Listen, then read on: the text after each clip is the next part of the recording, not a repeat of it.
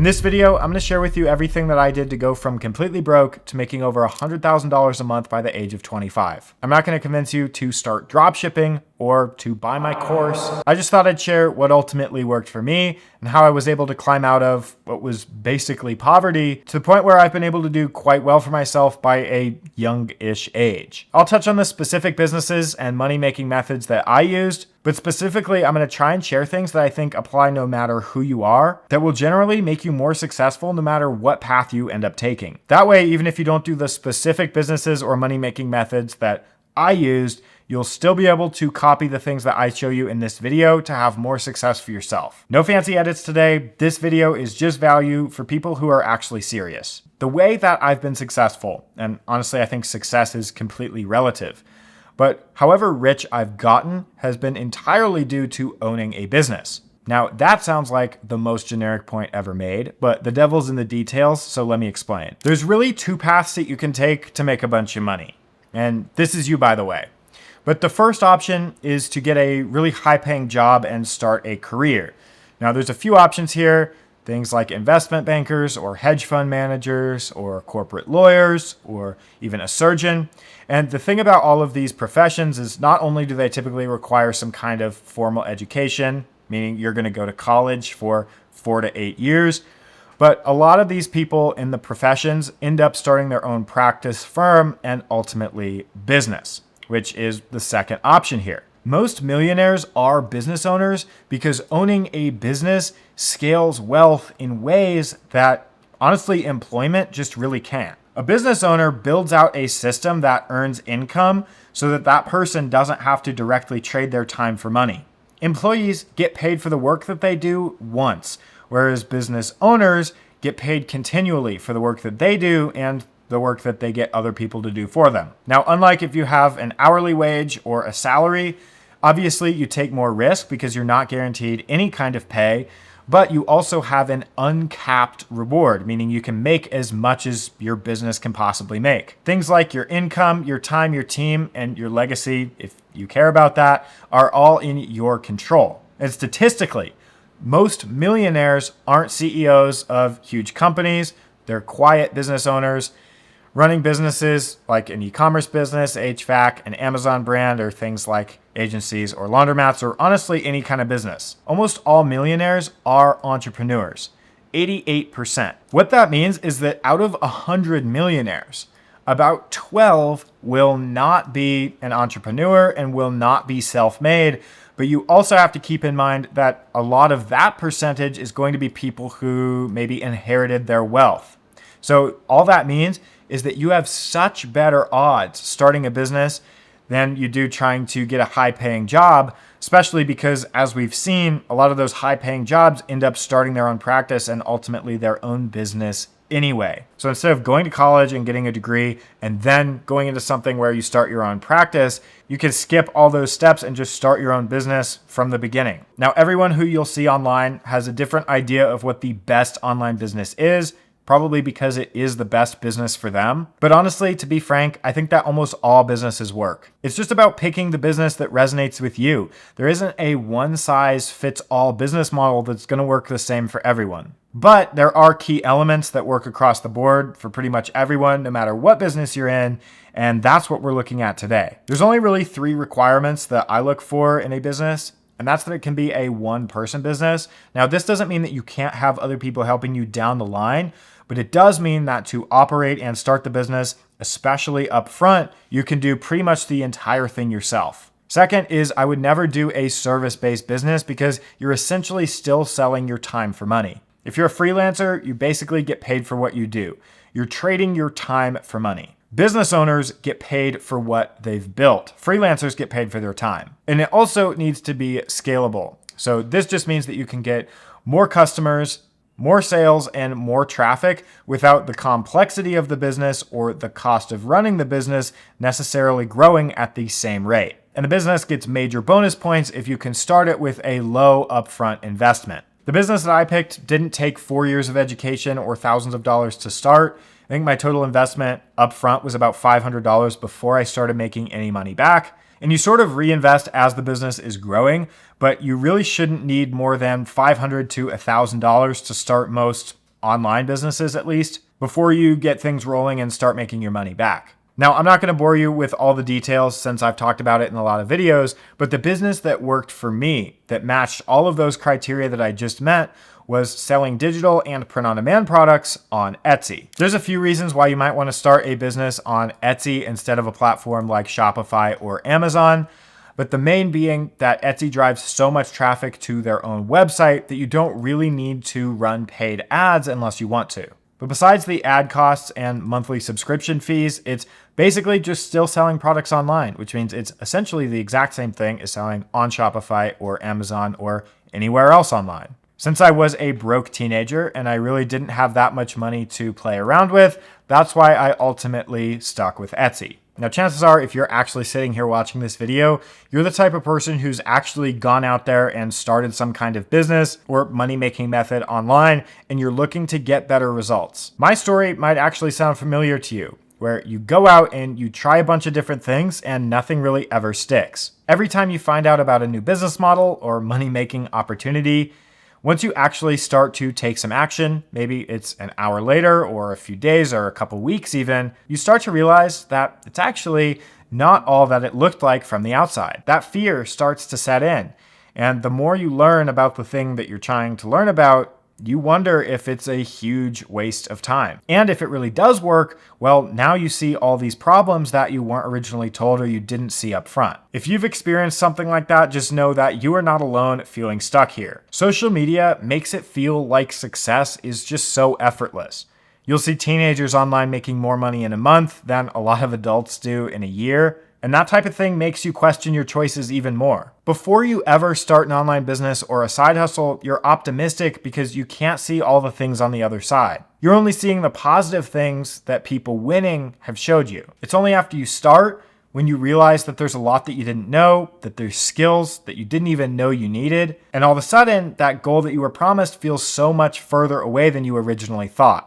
Before I got my real estate license as a 19-year-old, I had been watching all kinds of YouTube videos and reading a bunch of books about how great and successful you can become in the real estate business. It sounded like the easiest thing because all I had to do was get my real estate license, make a few calls to my friends and family, and maybe hold an open house or two.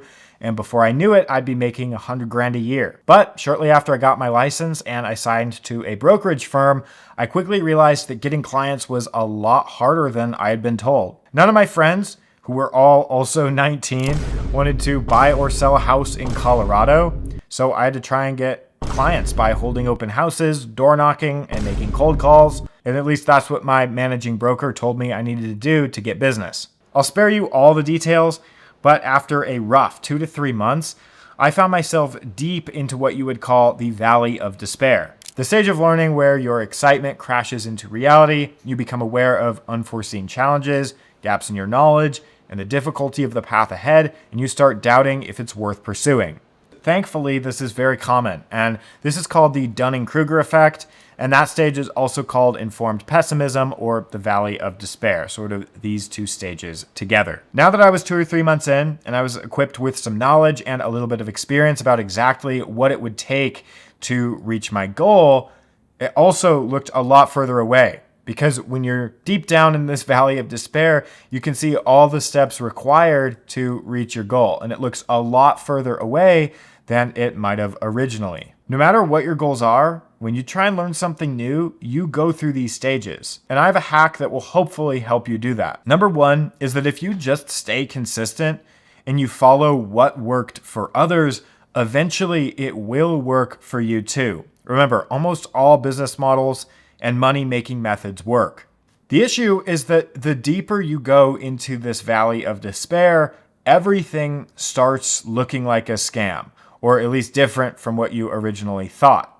But the key is that no matter what you try, it's going to feel that way. The hard part is, and the thing that most people miss, is that every time they try something different, and you go try a different business model, or you try and learn something new, you have to relive all 3 of the most miserable parts of the learning journey. Let's say that you start with something like drop shipping. Okay, so you're going to find out and be super excited about this new opportunity called drop shipping. And the more you learn about it, the more you realize that there's actually a lot of skills involved and there's a lot of things that you have to learn that you didn't know up front. And so you start to realize that it might not be everything that it seemed like up front, so you give up. And here is where you start your next opportunity. You find out about the next best opportunity, which is affiliate marketing. So you decide to give it a try. You see how much money you can make. You see all these people online doing it, and you give it a try for yourself. But once again, you quickly realize that there's a ton of things that you didn't realize. There's a bunch of skills that you didn't know that you needed. And ultimately, it isn't what you originally set out to do. And so ultimately, you give up on that too. Then you see a bunch of people telling you that social media marketing agencies are the next best opportunity. So once again, you try out this business, you give it a shot, and you quickly, again, realize that there's so many things that you didn't know just by looking at it from the outside. And once again, it feels like a scam. It looks like it wasn't what you were promised, and it's going to be much harder than you originally thought. Hopefully you can see that by starting over, you repeat the exact same process no matter what it is that you try and do. It doesn't matter if you want to do a laundromat or real estate or any business. The key that gets you out of this cycle is staying consistent with whatever you originally tried. If you had stuck with dropshipping just long enough to see it through, you would actually be in a place where you learned something and you started making money. Now, the second hack is that once you've been able to overcome this effect once, it becomes so much easier to do it again. Once you've gotten through this, which is honestly very tough, by the way, because not only do you learn about a bunch of weaknesses that you have, but you have to go and actually build a bunch of skills to make it work. But once you do finally make something work, you're going to have a little bit of success here. And the key is that eventually you're going to want to add something else. So you're either going to want to switch businesses or you're going to want to stack something on top of here. So if you already know how to dropship, maybe you also want to learn a little affiliate marketing since you already have a skill set and you're already making money. The thing is, once you've learned how to conquer this effect once, the next time you go to do it, it's going to be so much easier. So you're starting from a point of success. You're going to learn a bunch of things that you didn't know before about your new opportunity, but the next time it's going to be so much easier to actually have success with the next business model you go into or the next thing that you stack on top of your original opportunity. This is exactly why successful people become more successful. They learn how to live through this process without getting stuck in the trap of just reliving these same 3 phases of learning over and over again. I've lived these 5 stages of learning over and over and over again. I've tried real estate and dropshipping and selling digital products, selling on Shopify and Etsy, making YouTube videos, starting a software company. The difference now from when I started real estate is that I know exactly what's coming. I know exactly what I'm going to feel when I start something new. And so I know that the only way to get out of that trap is to just stay consistent. So to quickly recap here, trust your original decision.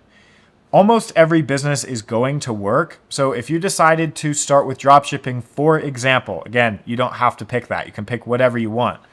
But if you decide to start a business, every time you restart before you've had any success, you're restarting with no benefits. It's only after you've stayed consistent and you've had some level of success that restarting actually pays off. Now, there's another reason staying consistent actually matters, and it's because of compound effort. You probably know the cliche that skills pay the bills. The thing is, when you go through this process of learning, you don't actually make any progress on these first 3 phases.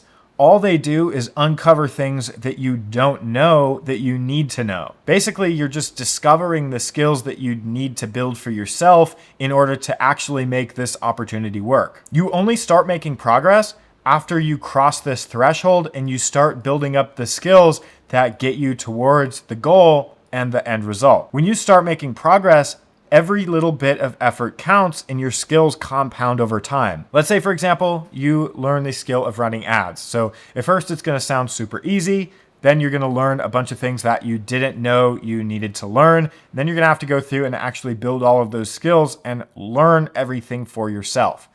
The key is that learning ads, this skill can stack or be stacked upon with other skills. So for example, From here, maybe you want to learn how to do web design. These two skills independently can obviously make you money, but when you stack one on top of the other, both are going to make you so much more money. I've talked about the idea of the opportunity stack before, but it's the idea where if you start with a core skill, you can always add things on top of it to make a lot more money later on. I started selling products on Etsy. It sounds like a very small opportunity at first, even though it made me a great amount of money. I was able to make over $1 million by the time I was 23. But the point is, I was able to take that opportunity and stack affiliate marketing and content creation and software on top of that original opportunity. But if I had given up or kept switching businesses, I never would have gotten to the point I'm at now. The thing is, if you don't have the consistency to break out of this trap, then you'll never get to this point anyway.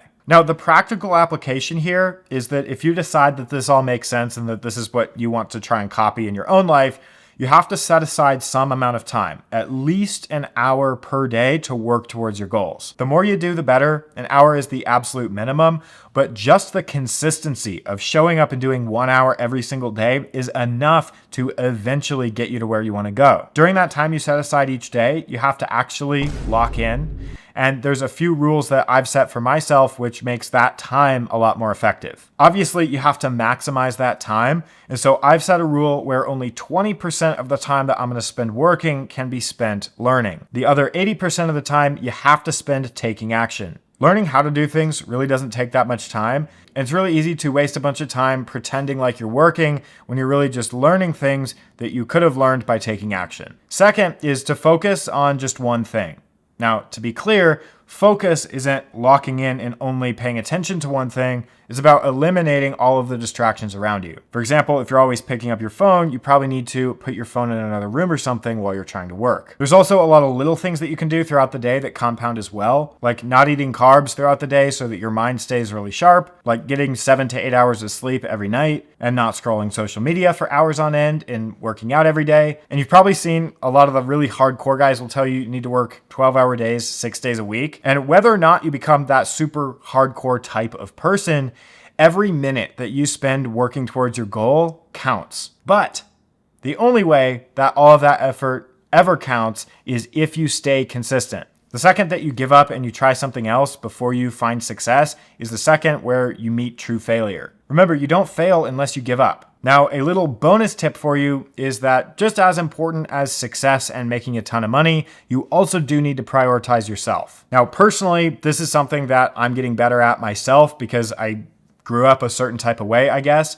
But letting go of money helps you make a lot more of it. The more I travel or the more I spend on things like nice dinners or buying my mom a car, for example. I know I had to flex on you at some point, but it does make me happy. And it also kind of motivates me to keep working and to keep pushing myself to the next level. And it's easy to miss that part where you actually start to enjoy all the things that you've worked for. I know that this really isn't my typical style video, but I hope it helps at least someone out there. If you're at all interested in the business that I got started with, which is selling products on Etsy, then you can check out this video, which is a pretty comprehensive guide of how to do that. And so after you make sure you're subscribed, I'll see you over there.